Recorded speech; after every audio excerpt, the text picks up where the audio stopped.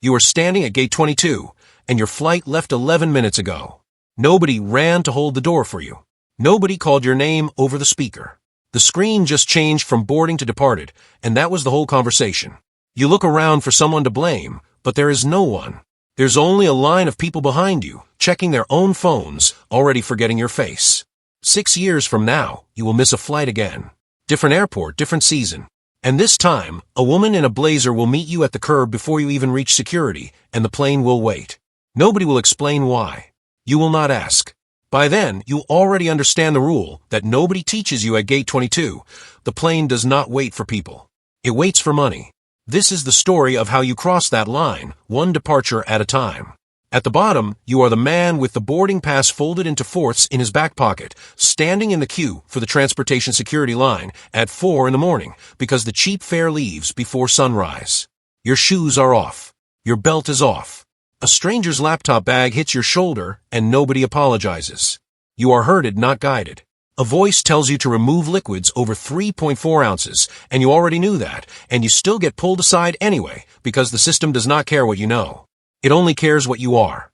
Here is the truth nobody says out loud in an airport. Comfort is not sold as comfort. Is sold as time. And at the bottom, you have all the time in the world because nobody thinks yours is worth protecting.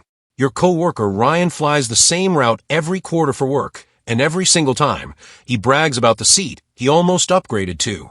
He never does it. He tells you the extra $200 for an aisle seat with 3 more inches of legroom is a scam, a tax on suckers. You believe him for years. Then one flight, you watch him fold his 6-foot frame into a middle seat between 2 strangers for 5 hours, and he does not look proud. He looks like a man doing math in his head and losing. Rule number 1. The people who tell you comfort does not matter are usually the ones who cannot afford it and need a reason that sounds like a choice. Something shifts. Not in your bank account yet. In your attention. You start noticing the woman boarding first while you are still in group 7. You start noticing that her bag rolls smoothly through a lane with no line, while yours gets flagged for a random search for the 3rd trip in a row. You start asking a question you never asked before. Is this actually random? It is not. And here is where it gets uncomfortable. Is it fair that an airline can sell invisibility? That money does not just buy a bigger seat, it buys the right to be seen as a person instead of a number in a queue? Say what you actually think in the comments. I already know some of you disagree, and I want to hear why. The first real crack in a wall comes at 29 years old when you fly premium economy for the first time, on a trip you almost did not take because the upgrade cost $90 more than you had budgeted. $90. You debate it standing at the kiosk like it is a mortgage decision. You pay it, and when you sit down, a flight attendant asks if you would like water or juice before takeoff, and asks it like she means it, like your answer is not an inconvenience. Nobody warns you how much that costs you emotionally, not the $90. The moment after when you realize how many years you spent being spoken to like a problem to be processed, and how easily it stopped the second someone decided you were worth $90 more. Rule number 2, the cheapest version of anything is rarely cheap. It is just a bill that gets paid later, in patience, in dignity, in the version of yourself that learns to expect less. Business class does not happen the way people imagine. There is no fireworks moment. It happens on a work trip you did not choose, paid for by a company that values your time more than you ever valued it yourself. You sit down in a seat that turns into something close to a bed, and a man beside you, older, gray at the temples, orders a whiskey before the plane has even left the ground, and does not check his phone once during boarding. You watch him the way you used to watch the woman in the fast lane. Not with envy exactly. With study. Like he is a species you are trying to understand before you become it. His name is Frank. He runs a logistics company out of Ohio, and somewhere over Nebraska, he tells you something you will repeat for the rest of your life. He says the flight itself never changes speed, economy, and business land at the same time. What changes is everything around it, the waiting, the handling by strangers. He says most people spend their whole working life trying to buy things when the entire game is buying back their own hours. If that lands for you the way it landed for me the first time I heard it, this is exactly the kind of channel worth staying close to, because we track these lives level by level, and the next rule changes how you see money entirely. Subscribe now because the rest of this ladder stops being about flights and starts being about time itself. Ryan takes that same work trip 18 months later, a promotion neither of you saw coming, and he spends his first business class flight complaining. The seat reclines too far, he says. The food is too rich. He misses his usual turkey sandwich from the gas station near his old apartment. He is sitting in comfort and mourning the discomfort he used to call normal, because normal, once it becomes familiar, feels safer than better. Rule number 3. Some people do not fear poverty. They fear the version of themselves that would have to admit poverty was never required. Something shifts again. Not in your seat assignment. In your questions. You stop asking how much the upgrade costs. You start asking what the upgrade is actually buying. And the answer, once you see it, cannot be unseen. Every tier above you was never selling comfort. It was selling exemption. Exemption from lines, from waiting, from being touched by strangers, from being told what to do by someone who does not know your name and never will. First class arrives the way most real change arrives, quietly, and after you stop expecting it. You are 36. The seat is a private suite with a door that closes, not because anyone needs a hide, but because privacy itself has become product. A flight attendant, this time, knows your name before you say it. She brought it up on a screen the moment you sat down. You are not a number.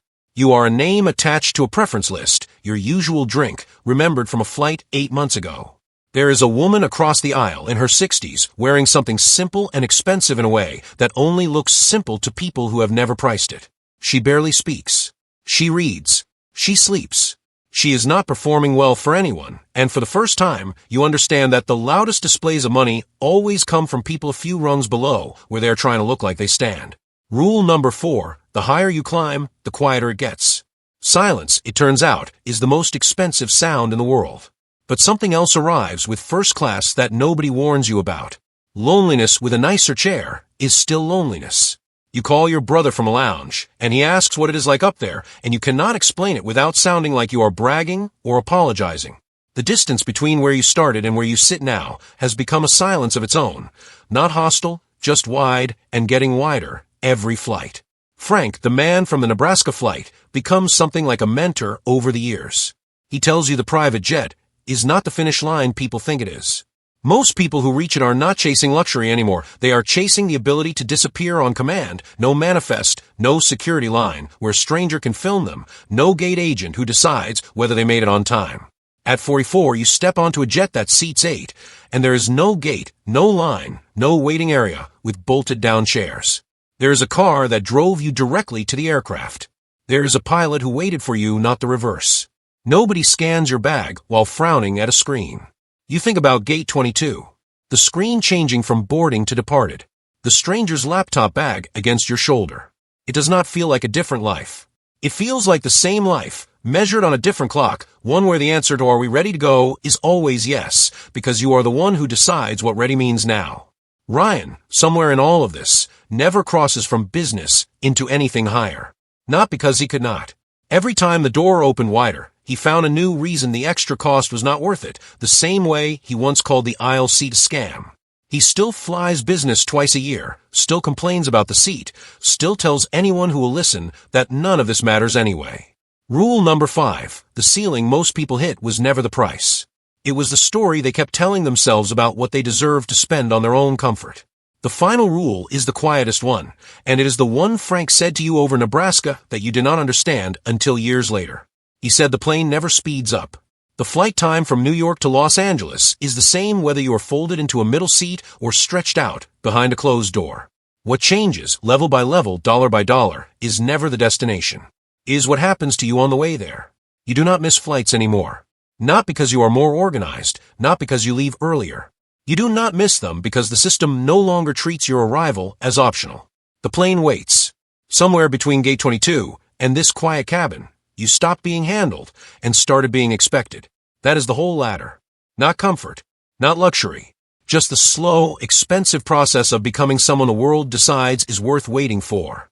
Tell me honestly in the comments which level you are standing on right now, and whether you even want to climb higher or whether Gate 22 was fine all along.